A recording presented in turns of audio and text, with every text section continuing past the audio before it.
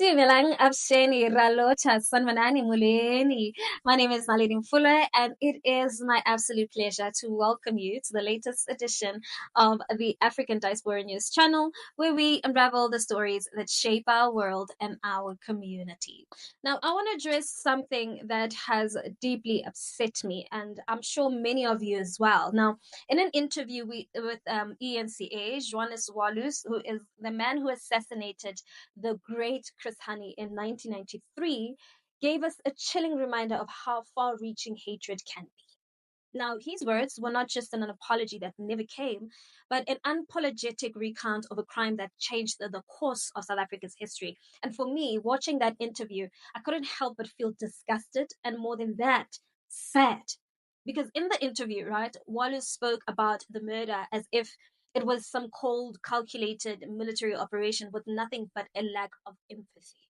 No remorse, no apology, just a casual recounting of the violence he inflicted upon a father, a husband, and a revolutionary. Let's watch this for a second. Oh, difficult question.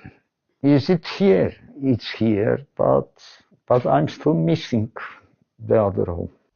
Which is? South Africa. What do you miss about it? First of all, weather. Second, way of life, mentality of people. It's different.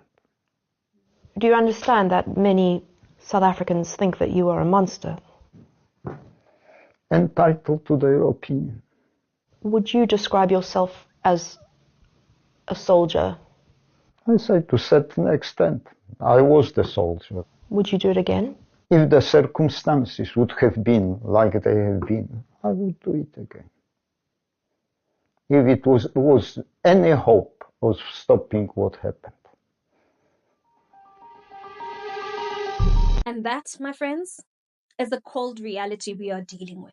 A man who was so consumed by his hatred of Black people and the vision of a free South Africa that he could take a life and still justify it as necessary. Now, let's talk about the impact of this, right? Wallace said, and I quote, "I regret taking a father and a husband away, but when it comes to the political side, I haven't got regrets." And that's the problem right there. It wasn't personal to him. It wasn't about the family he destroyed. It was about his belief that a Black-led government would destroy the country. And that's what's terrifying. This man openly admitted to being a racist, to believing that Black people couldn't govern properly, and yet he felt entitled to make that decision for all of us. I mean, what he fails to see, and what the world and eNCA unfortunately allowed him to say, is that his views were rooted in a lie that has been peddled for years and generations, that Black people are somehow less capable of leading, of governing, of building a country. And that is the very ideology that led to the killing of Chris Hani. And it's the same ideology that continues to poison minds today. I'm going to put it to you, and you may be offended, but I doubt it. From what you're saying, you are racist and you believe in white superiority, that white people are a superior race. Would you agree with that? I will not beat around the bush.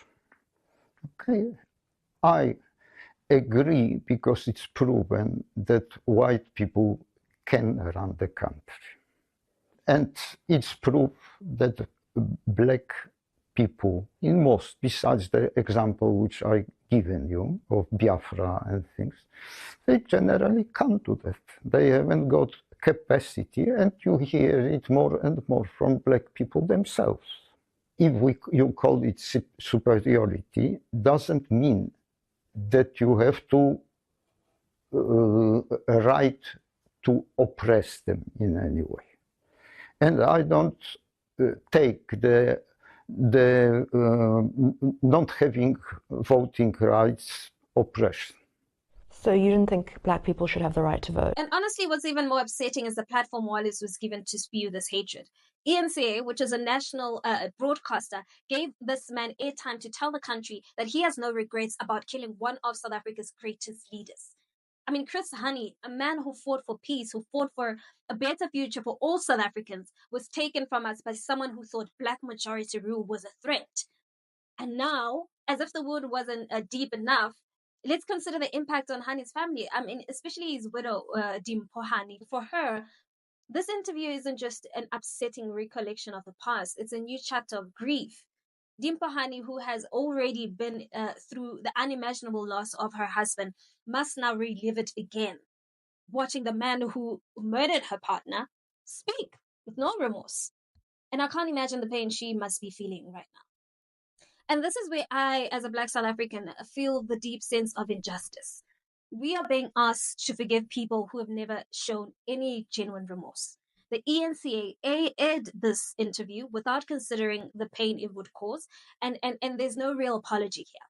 There's no recognition of the devastation caused, and not just for Hani family, but to the entire country. And I have to wonder, how long must we keep forgiving people who are not sorry?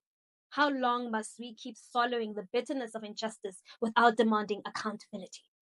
We cannot continue to build a future where we let people like Walus off the hook, where we allow hate speech and racism to be normalized. I mean, I believe that as Black South Africans, our biggest downfall has been forgiving those who have never asked for forgiveness. We are not angry enough. And this isn't just about the history, but it's about the future. If we are to move forward as a united country, we must confront these ugly truths head on. We cannot allow people like Wallis to rewrite history, to twist the narrative into something that makes his actions seem justified. The ANC, as the party that has led us since 1994, has failed us. They failed Chris Hani, and they failed in ensuring that justice for the wrongs of the past is truly served. And I'm not saying we can't forgive, but forgiveness cannot come before accountability. We cannot allow the cycle of pain and resentment to continue. We need to stand firm in the belief that justice must be served, and not just for the crimes of the past, but for the hurt they continue to cause even in the present. Now, as I stand here, I ask you, South Africans, are we angry enough? Are we angry enough to make sure that people like Walus never get to speak unchallenged again? Are we angry enough to ensure that the sacrifices of Chris Hani and so many others were not in vain? We owe it to them, and we owe it to ourselves to demand that justice, and not just for the Hani family, but for the nation. Now, please, let's continue the conversation in the comment section. We really want to hear from you. And while you're at it, don't forget to give this video a thumbs up. That's it from me. Till